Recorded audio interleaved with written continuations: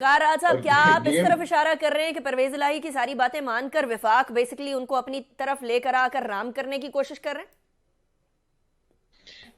बातें मान कर नहीं, बहुत सारी चीजें तय करने के बाद बातें मानी जा रही हैं। अच्छा। देखें, दो मीटिंग्स हुई थी शहबाज शरीफ साहब की शहजाद साहब से।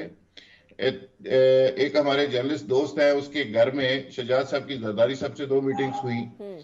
ये पिछले कोई 72 घंटों के अंदर जो डेवलपमेंट्स हुई और जरदारी साहब जो लाहौर गए, उसके नतीजे में आइस ब्रेक हो चुकी है जी।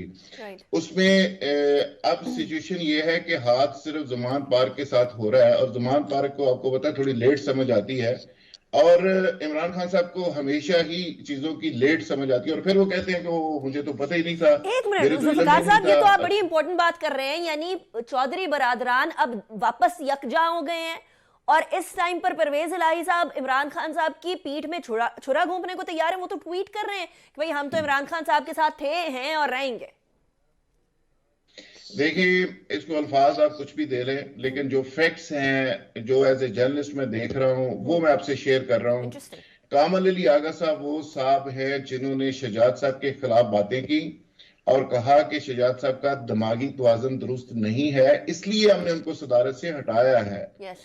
तो आज कामल अली आगा को हटाने के बाद ये मैसेज शहजाद साहब को दिया गया है कि शहजाद साहब के साथ चूंकि सुलह हो गई है, दोबारा से परवेज इलाही साहब की आपस में अंडरस्टैंडिंग हो गई है, तो वो बेचारा जो कामल अली आगा साहब किसी के कहने के ऊपर किसी को बुरा भला कह रहा था, शहजाद साहब के खिलाफ उसने अब्यूज किया, तो आज उसको घर जाना पड़ा। राइट। देखिए, ये जो डेवलपमेंट्स हो रही है ना, हर खबर के अंदर एक खबर है, हर तय के अंदर एक तय है। अच्छा, बाकी